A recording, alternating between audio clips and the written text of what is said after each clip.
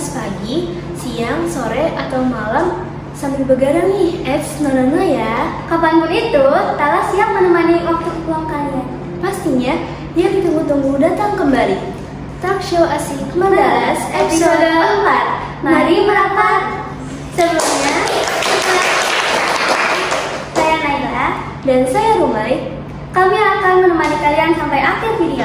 Wait, emangnya kita mau bahas apa lagi sih di episode kali ini?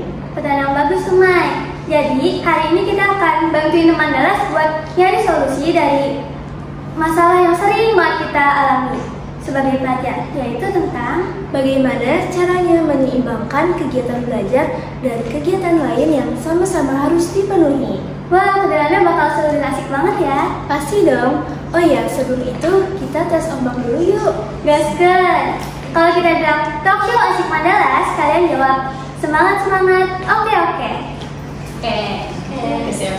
Talk show asik Mandalas, semangat. Mantap, udah semangat banget nih kayaknya. So, tunggu apa lagi? Langsung saja kita sambut narasumber kita, Kak Mutiara. Kami persilakan. Assalamualaikum Kak Mutiara. Waalaikumsalam. Apa kabarnya hari ini? Alhamdulillah baik. Alhamdulillah, semoga selalu dalam lindungan Allah Subhanahu wa Ta'ala ya. Amin. Anyway, kenalan dulu ya sama teman Dalas yang lagi nonton. Oke, halo semua. Perkenalkan, nama aku Mutiara Asyifa. Aku wakil ketua MPK periode 2023-2024. Salam kenal ya Kak. Semoga obrolan kita hari ini bisa bikin Mandalas semakin jago untuk mengatur waktunya. Oke, tanpa berlama-lama lagi, kita langsung masuk ke pertanyaan aja ya. Yuk, kamu tuh udah siap? Siap, insya Allah. Sip deh. Kak, kalau misalnya di banyak banget kegiatan, metode apa sih yang kakak lakukan supaya bisa membagi waktu yang baik? Sebenarnya nggak ada metode yang secara khusus aku pakai dan beda dari teman-teman yang lain mungkin ya. Yang pasti itu kita harus bikin manajemen waktu atau to-do list. Tapi tipsnya yang satu itu harus realistis. Jangan sampai kalian itu ngorbanin sesuatu untuk sesuatu yang lebih penting untuk sesuatu yang bisa kalian kerjain nanti. Misalnya nih, kalian di satu sisi harus rapat, tapi di satu sisi lagi kalian tuh punya tugas sebagai pelajar untuk ngerjain tugas yang memang deadline-nya besok. Sedangkan kalian di posisi satu ini misalnya hanya anggota atau bisa dilimpahkan tugas kalian itu ke orang lain, jadi lebih pilih yang kalian kerjain tugas dulu karena manajemen itu penting banget, bukan cuma untuk anak-anak organisasi, tapi kita sebagai pelajar di kehidupan kita, karena menurut aku hal paling dasar yang kita butuhin itu adalah manajemen waktu sebagai manusia untuk kita memanajemen waktu diri kita sendiri sebelum kita bisa memanajemen dan mengatur orang lain. Oke. Oh iya Pak, apa sih kebiasaan kecil yang bisa membantu kita biar lebih disiplin dalam mengatur waktu belajar dan aktivitas lain? Kebiasaan kecil ini kan pasti sudah aku jalani dari kecil, dari didikan orang tua aku juga untuk selalu disiplin. Dari kebiasaan kecil mungkin yang sering kita suka terlewat gitu. Misalnya naruh anduk setelah mandi itu harus di mana. Terus yang kedua itu setelah kalian pakai sesuatu itu harus ditaruh ke tempatnya. Nah, kebiasaan-kebiasaan kecil yang nantinya kalian dapatkan dari hal-hal itu akan menjadi sebuah impact yang besar ke kehidupan kalian dan cara kalian untuk mengelola sesuatu. Bukan hanya mengelola barang yang tadi, kalian juga bisa mengelola organisasi atau bahkan hal-hal yang lebih besar gitu.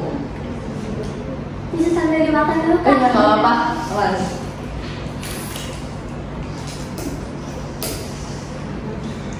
Oh iya Kak, kadang kan kita suka capek aja gitu ya kalau misalnya yang mengimbangin belajar sama kegiatan lain. Cara mengatasinya gimana sih Kak biar gak terlalu capek atau stres? Sebenarnya teman-teman kalau capek atau stres itu hal yang wajar. Jadi kalian kalau misalnya lagi ngerasa burnout, stres sama hal yang kalian kerjain, ya nggak apa-apa untuk kalian stop dulu. berhenti itu bukan berarti kalian benar-benar berhenti. Kalian misalnya kita lagi ada di MPK nih, kita bukan berhenti untuk keluar dari organisasinya gitu, tapi kita pause dulu kegiatan yang emang bikin kita ngerasa burnout.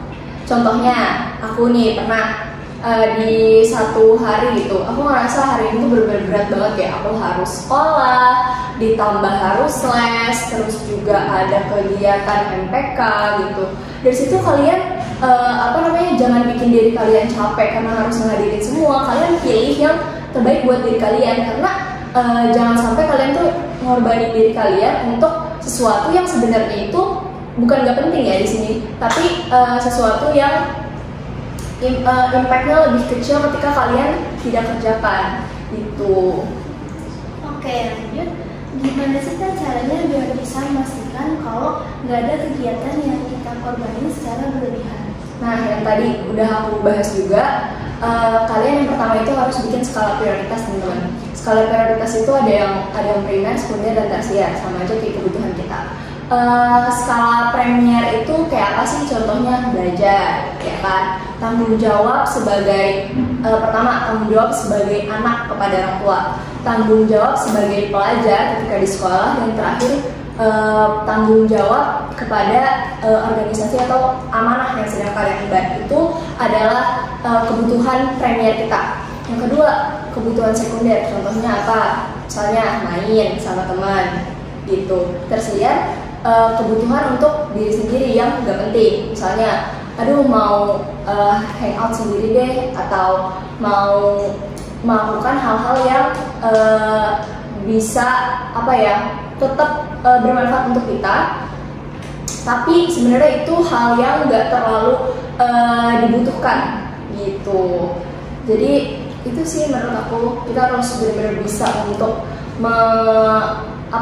merancang di otak kita itu gimana caranya semua itu bisa kita jalani tanpa kita itu merasa capek, tanpa kita ngerasa itu burnout atau berat di kita. Jadi jangan sampai kalian itu ngorbanin diri kalian sendiri untuk sesuatu yang gak penting banget, teman-teman. Pendidikan itu penting, organisasi itu juga penting. Gimana caranya nyimbangin itu sebenarnya dari diri masing-masing, karena limit dari masing-masing diri kalian itu beda-beda. Aku nggak bisa ngomong kayak gini, oh kalau aku sih limitnya segini sih, kayak kalau misalnya aku bisa rapat 1, 2, 3 terus aku bisa les. Enggak, teman-teman. Kalau misalnya kalian ngerasa kalian tuh lagi capek les atau lagi capek organisasi, berhenti dulu, pause dulu, teman-teman. Atau kalian bahkan lagi ngerasa capek sama diri kalian sendiri, berhenti aja, berhenti. Maksudnya pause untuk sementara waktu, kalian tenangin diri kalian dulu, kalian refresh otak kalian dulu, biar jadi orang yang baru gitu loh, untuk orang lain juga. Itu kan sebenarnya salah satu kebutuhan kita kan, untuk punya waktu sendiri. Jangan sampai kalian nih pagi udah acara, siang acara, malam acara, tidurnya begadang, besok harus bangun pagi gitu, malah nanti kewajiban-kewajiban kayak sholat dan sebagainya macam malah tertinggal. Itu kan bukan suatu hal yang baik untuk diri kita sendiri gitu loh.